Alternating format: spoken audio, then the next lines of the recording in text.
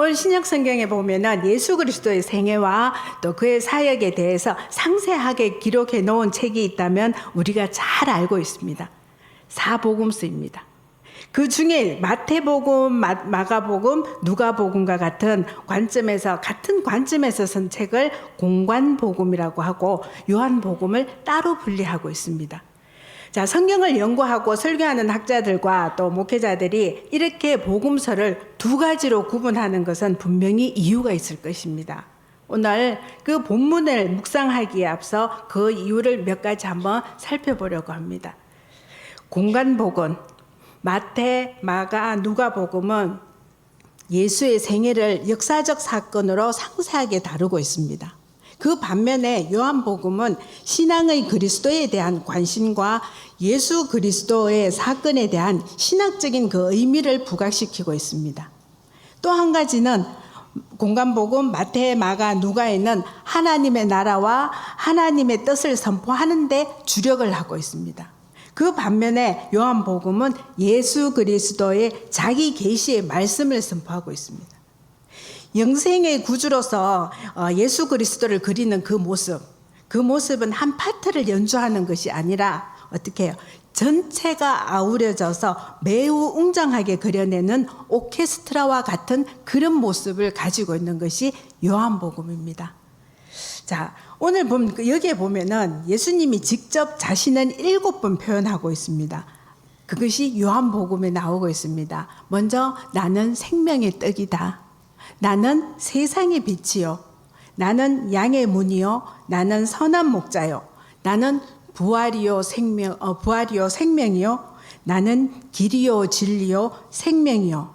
나는 포도나무다. 이렇게 말씀하고 계십니다. 이것이 어디 있다고요? 요한복음에 기록되어 있습니다. 자, 오늘 본문을 이렇게 접근하는 것은 요한복음을 마태, 마가, 누가가 보듯이 예수님의 그 역사적인 모습에 집중하게 되면은 하나님께서 요한복음을 통해서 주시고자 하는 것을 깊이 묵상하기가 어렵다는 겁니다. 요한복음 1장 1절을 보면 구분하는 이유를 좀 더 자세하게 알 수 있을 것입니다. 우리 한번 1장 1절을 다 같이 한번 읽어보겠습니다. 태초에 말씀이 계시니라. 이 말씀이 하나님과 함께 계셨으니 이 말씀은 곧 하나님이시니라. 아멘. 이 말씀을 보면 앞에 언급한 것처럼 예수 그리스도는 하나님 그 자체입니다. 말씀이 육신이 된 사실만으로도 놀라움을 드러내는 귀한 책이라는 겁니다. 이 책의 기자 요한의 관심사는 오직 예수 그리스도입니다. 당시에 이 책을 읽어야 하는 대상에게 가장 중요한 것을 1절에서 말씀한 것입니다. 자, 그들이 알고 있었던 그 하나님, 만물을 지으신 그 하나님, 그 안에 생명으로 빛으로 나타나신 그분이 바로 예수 그리스도라고 말씀하고 있는 것입니다. 오늘날 이 말씀은 너무나 당연해서 우리에게는 어떻게 보면은 맞지? 아주 쉽게 생각하고 소홀하게 되기가 쉬운 말씀입니다. 모든 것이 예수 그리스도로부터 되었다고 말은 하지만 실제로 마음의 결단에 있어서는 그 영향력이 매우 작다는 겁니다.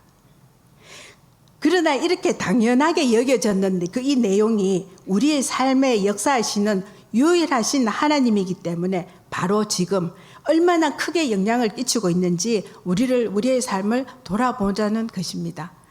자, 한번 예를 들어서 한 가정의 부부와 자녀들의 관계를 한번 살펴보면 조금 이해하기가 쉬울 것 같습니다. 서로를 사랑하고 가정을 이루어서 자녀와 함께 행복하게 살아가고 있습니다. 너무나도 당연한 사랑이기에 우리가 그것을 때로는 가볍게 여길 수도 있다는 겁니다. 하지만 부부관계, 부모와 자녀 관계, 가정 공동체는 그 어떤 것으로도 깰 수가 없는 원관계라는 것입니다. 이해가 되시죠? 당연한 거지만 깰 수가 없다는 것을 말씀드린 겁니다. 우리는 가장 당연하게 생각하고 있는 것들을 얼마나 중요하고 또 중요한 관계에 있는 것인지 다시 한번 생각해보는 귀한 시간이 되었으면 좋겠습니다. 이러한 요한복음은 너무나도 당연하게 여겨진 것들을 조금 더 깊이 들어가게 가서 하나님의 뜻이 수면 위에 드러나는 것으로 그냥 멈추는 것이 아니라 그 영향력이 어둠 가운데서 빛으로 밝게 만드는 참빛을 주는 중요한 복음서라는 것을 말씀드리는 겁니다. 그런 것처럼 이러한 배경을 이해할 때 우리는 자주 외우는 말씀이 있어요. 요한복음 한 몇 장요? 예. 3장 16절. 이 말씀을 너무나도 잘 외우고 있는데 우리가 한번 외워볼까요? 갑자기 소리가 작아지는 것 같아요. 자, 우리가 잘 알고 있는 이 말씀, 요한복음 3장 16절에서 17절 말씀이 우리가 얼마나 힘이 있는지 한번 깨닫는 시간인데 왜 다 외우실 수 있지만 우리가 한 목소리로 하기 위해서 읽어볼게요. 한번 다 같이 읽어보겠습니다. 하나님이 세상을 이처럼 사랑하사 독생자를 주셨으니 이는 그를 믿는 자마다 멸망하지 않고 영생을 얻게 하려 하심이라. 아멘. 가장 당연하다고 여겨지는 것들, 일상에서 사라지지 않는 당연한 것들, 바로 그것이 곧 예수 그리스도가 이제 모든 것들을 위에 뛰어나게 하는 것입니다. 자, 바로 이러한 신학적 특성을 가진 이 요한복음을 이해하면서 요한복음에서 기록하고 있는 그 예수 그리스도의 생애를 오늘 한번 살펴보겠습니다. 자, 요한은 예수의 출생에 따라 출생을 따로 다루지 않고 있습니다. 바로 어떻게 해요? 요한복음 보면 세례받는 장면을 기록하고 있습니다. 그리고 오늘 우리가 읽은 바로 앞장 11장에 오면은 각각의 사역과 기적에 대해서 말씀하고 있습니다. 특히 12장의 첫 부분에 나오는 말씀은 예수 그리스도의 고난을 준비하는 장면으로서 예수의 발에 향유를 부은 마리아의 모습이 나오고 있습니다. 자, 그리고 향유 부은 마리아 사건이 있는 후에 12장 12절에 보면은 드디어 예수님은 예루살렘으로 입성하고 계십니다. 명절이 되어서 큰 무리가 예수께서 예루살렘에 오신다는 소식을 듣고 움직이기 시작했습니다. 여기저기서 분주한 소리로 또 막 들려옵니다. 사람들은 종려나무를 가지고 나와서 외칩니다. 호산나 찬송하리로다 주의 이름으로 오시느니 곧 이스라엘의 왕이시여라는 노래를 합니다. 그런데 특이하게도 예수님은 왕은 어떻게 들어와야 됩니까? 백마를 타고 들어와야 되는데 한 어린 나귀를 타고 입성을 하셨습니다. 자, 이것을 보고 있는 사람이나 제자들의 심정을 어땠을까요? 당연해? 이런 생각일까요? 의아한 표정입니다. 무언가 큰 잔치를 벌여진 것처럼 사람들은 더 몰려오기 시작을 합니다. 사람들을 가까이 알았던 사람들로부터 예수님을 잘 알고 있는 사람, 그냥 소문으로 듣고 모인 사람들까지 그야말로 시장통을 이루고 있습니다. 곳곳에서 예수님에 대한 평가도 다양했습니다. 그런 와중에 예수님이 드디어 말씀하셨습니다. 23절에 인자가 영광을 얻을 때가 왔도다 라고 말씀하시면서 그 유명한 말씀을 하고 계신다는 겁니다.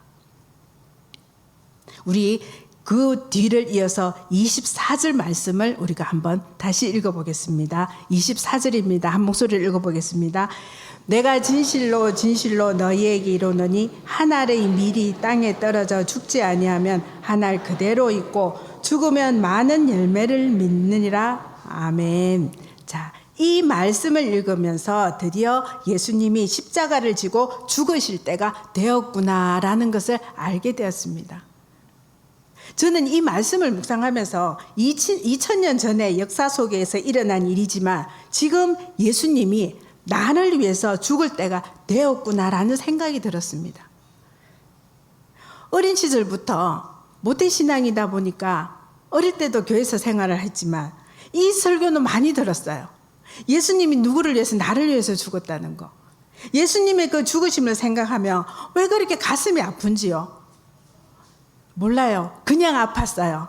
그리고 또 성찬식을 하면 떡과 잔을 받고 눈을 감고 있으면 눈물이 그냥 나는 겁니다. 어릴 때 뭘 알았겠습니까? 그냥 늘상 들었는데 그냥 그 말씀 들으면 가슴이 짠해요. 성찬식 떡과 포도주를 돌리는데 영문 없는 눈물이 흘러내립니다. 그런 기억을 하고 있습니다. 하지만 어느 때부터인지 지금은 그런 감격이 조금씩 잃어가는 제 모습을 볼 수 있습니다. 하나님 앞에서 나는 과연 이 고난을 뛰어넘는 부활의 감격을 그러면 잊어버렸나? 잊었기 때문에 그 눈물이 없어졌나? 이런 생각도 하게 되었습니다.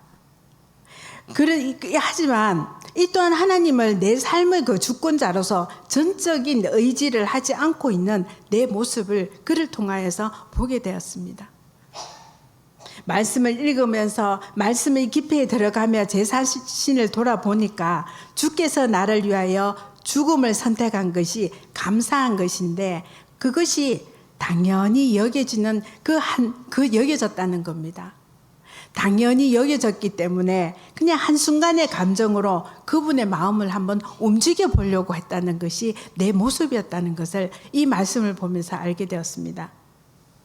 그래서 감격이 오래 가지 않았다는 것. 날마다 은혜 가운데 헤엄치고 살아가야 하는데 그렇지 못했기 때문에 저는 말씀을 통하여서 질문이 생깁니다. 이 성경이 저를 움직여 준다는 것을 믿고 기도하면서 말씀을 준비하게 되었습니다. 먼저 인자가 영광을 얻을 때가 왔다. 이 말씀에 질문이 생겼습니다. 그때 인자가 영광을 얻는 그때가 되었기 때문에 때가 되었기 때문에 올 수밖에 없었다는 것을 이해하면서도 그 정하신 때 하나님만이 아신다고 하신 그때를 기다리는 하나님의 마음, 곧 예수님의 마음은 무엇이었는지 생각해 보셨습니까? 예수님이 이렇게 대답하게 된 그 마음이 무엇일까라는 질문이 오늘 이 말씀을 준비하면서 생겼습니다. 여러분, 우리가 때가 되었다는 말은 언제 사용하십니까? 분명히 그 말을 많이 사용하고 계세요. 그래서 제가 이것을 어떻게 하면 더 쉽게 이해가 될까 생각을 했는데 제가 아이를 키울 때를 생각해 봤습니다. 저에게는 남매가 있습니다. 우리가 이 아이를 키울 때 다 부모님들 그렇지만 말을 잘 듣든 잘 안 듣든 우리가 필요에 따라서 약속을 합니다. 그러면 이 아이는 그 약속에 뭔가를 얻기 위해서 막 머리를 씁니다. 내가 갖고 싶은 거, 내가 하고 싶은 거, 그것이 이마트에 있을까, 앞에 슈퍼에 있을까, 문구점에 있을까, 막 머리를 생기면서 엄마 나 그거 해주세요. 이렇게 얘기합니다. 어떻게 해요? 내가 갖고 싶은 거, 그거를 그날 내가 찾을 수 있다고 생각하고 머리를 막 굴려서 약속을 합니다. 자, 그런 때도 있지만 또 내가 필요해서 약속을 할 때도 있다는 겁니다. 자, 그래서 이 아이들을 마음이 움직이기 위해서 약속을 할 때 그 아이들은 그 약속을 기억하고 기다리고 있어요. 그러면서 저에게 다 웃으면서 이럽니다. 엄마, 약속 꼭 지켜야 돼? 이렇게 물어요. 자, 다짐을 받으며 그때를 말합니다. 그때를 기다리고 있다는 거예요. 자, 그런데 이 말을 자세히 우리 한번 들여다보겠습니다. 엄마랑 약속하는 날의 그때를 기다렸다기보다는 어떻게 두 아이가 자기가 가지고 싶었던 꿈, 비전을 말하는 것이라는 것입니다. 어른들이 보기에는 어떨지 모르지만 그 아이들이 기억하고 기다리기에는 너무나도 중요한 꿈이 이루어지는 그 순간이라는 것입니다. 여기에서 엄청난 힘이 실려 있다는 겁니다. 자기가 할 수 있는 최선의 순간이 이루어지는 그 순간을 말하고 있는 것입니다. 그러나 그 꿈은 별로 크지 않습니다. 완성된 내용도 아닙니다. 100% 이루어진 것도 아닙니다. 어떻게 해요? 그러나 그 순간에 부딪히는 아이는 이것이 이루어지겠구나. 내가 그토록 기다리던 꿈이 이루어질 수 있겠구나. 이 정도라면 되겠구나라는 생각을 하게 된다는 겁니다. 나아가서 이것이 단순한 생각 그 이상이라는 겁니다. 두 아이에게 이 벅찬 감동은 그 누구의 칭찬보다도 그 누구의 도움보다도 내가 꿈꾸던 일이 이제 시작된다는 그것을 느꼈을 때 가지는 그 벅찬 감동은 그 누구의 것과도 비교할 수 없는 그때인 것입니다.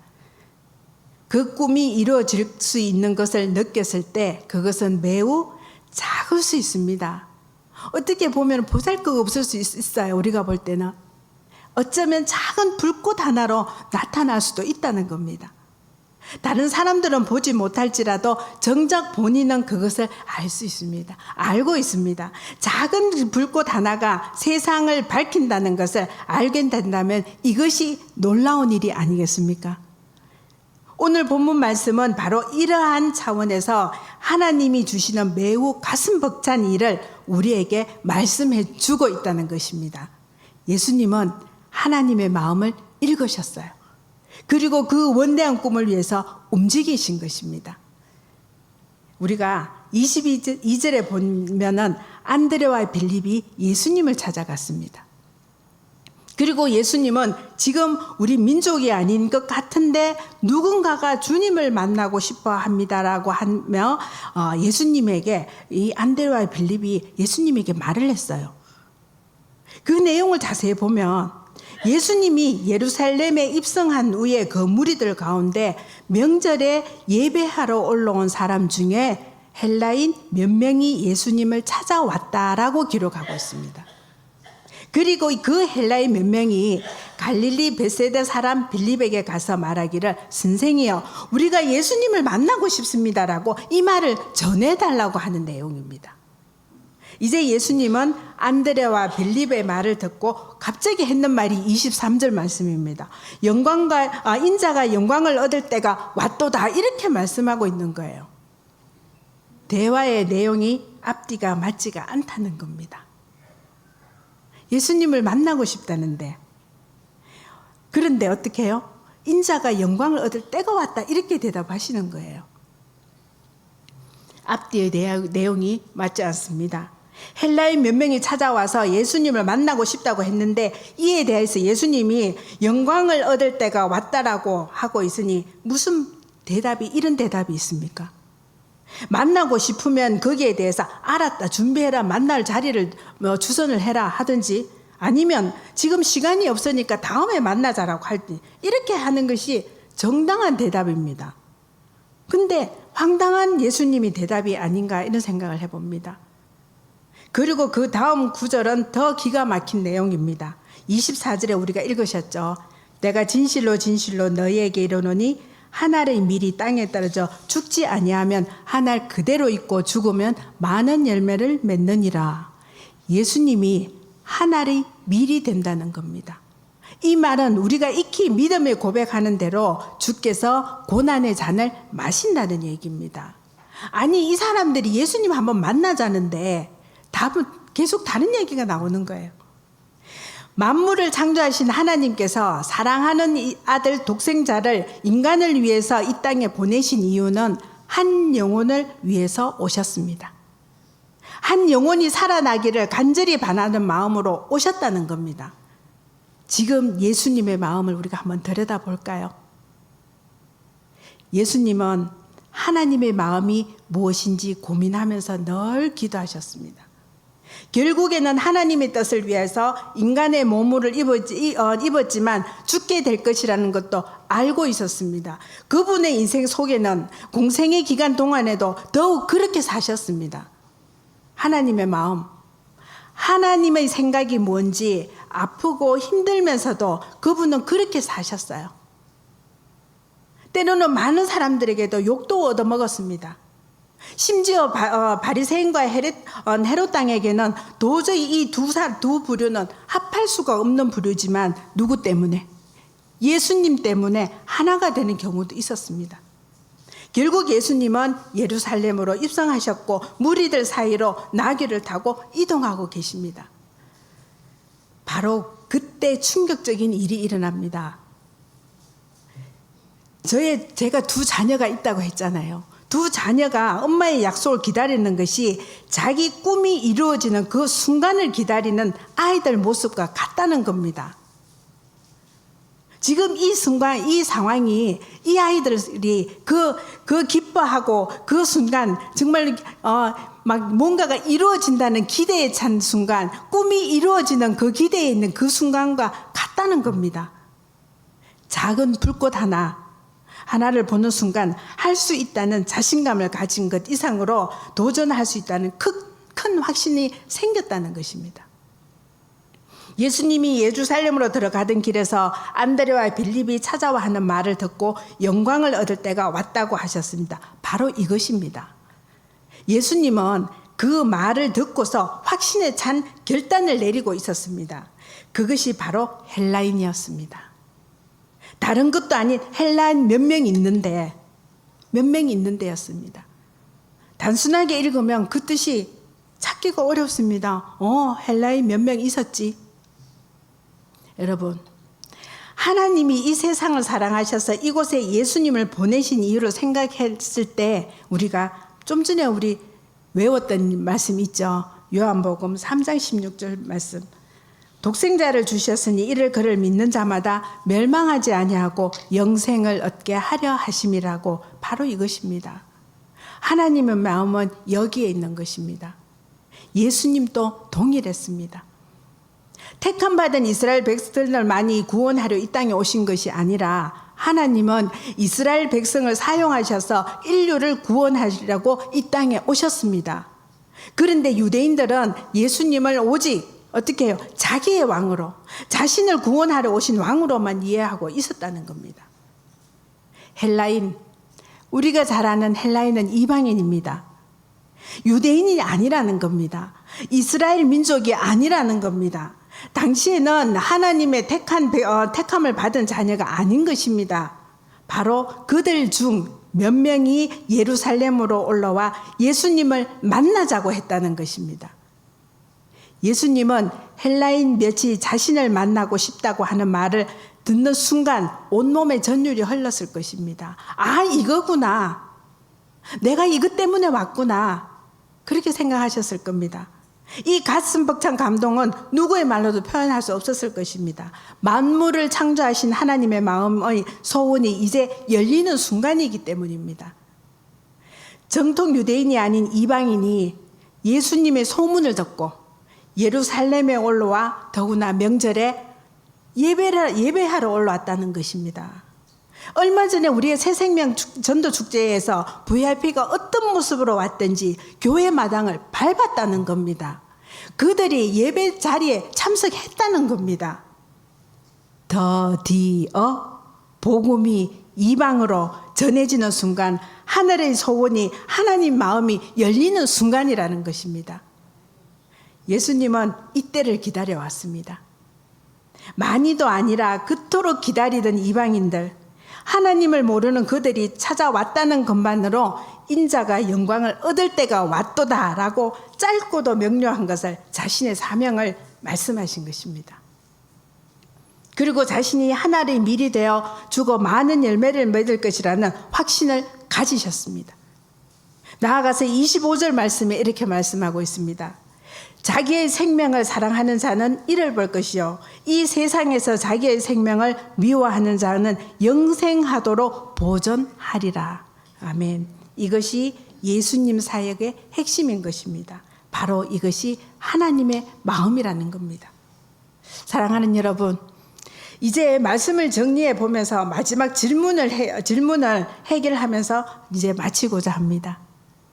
정작 예수님 본인은 죽음을 경험해야 하는데 그 작은 불꽃인 가능성을 보시고서 완전히 결단을 하셨습니다.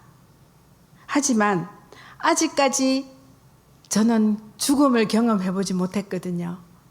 죽음을 경험하지 못한 제게 풀리지 않는 것은, 그것은 죽음 앞에 그 고난입니다.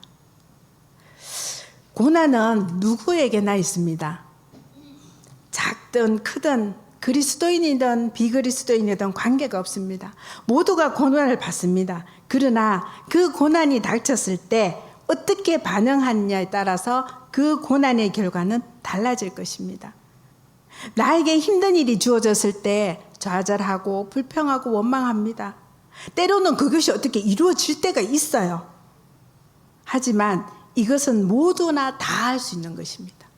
내가 하나님을 알든 하나님의 백성이 아니든 이거는 누구나 다 할 수 있다는 겁니다. 그러나 그리스도인들, 우리는 달라야 된다는 겁니다. 그리스도인들은 고난을 만나면 모두가 반응하는 것처럼 반응하는 것으로 끝나지 않아야 된다는 겁니다.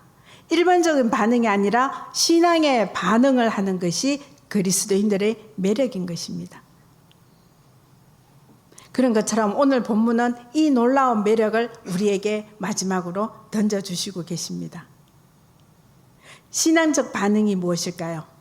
그것은 고난이 주는 고통은 받아들이지만 그 고통으로 인해서 소망을 잃지 않는다는 겁니다. 진정한 신앙은 주어지는 고난에 의해서 고난 속에서도 하나님을 보아야 된다는 겁니다. 하나님을 보시기 바랍니다. 예수님은 이것을 아셨습니다.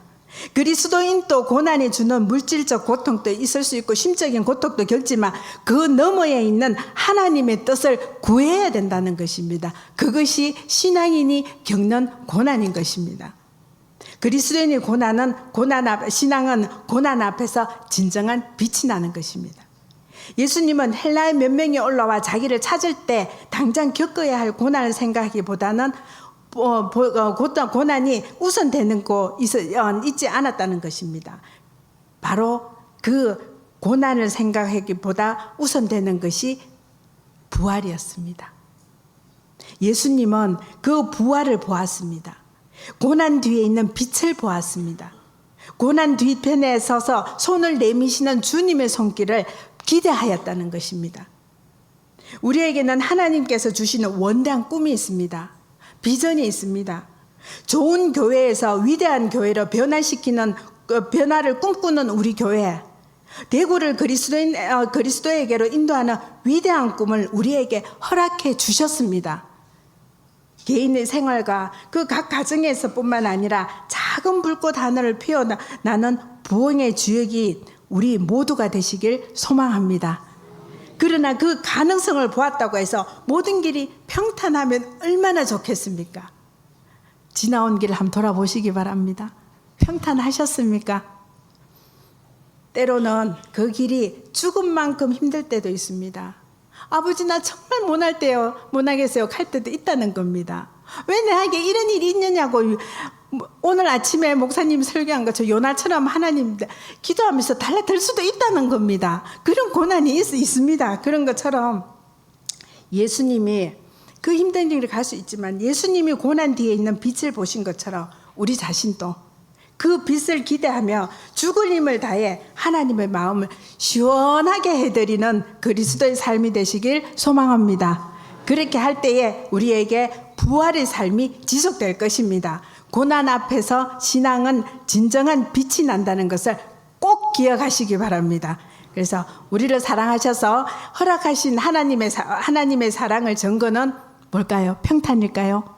고난입니다. 그러나 고난은 드러나는 현상일 뿐이고 고난의 껍질을 벗겼을 때 나타나는 그 광채가 바로 부활이라는 것입니다. 이 부활의 신앙을 우리의 생명을 다하는 날까지 꼭 간직하면서 살아가는 저와 여러분 우리 모두의 삶이 되시길 소망합니다.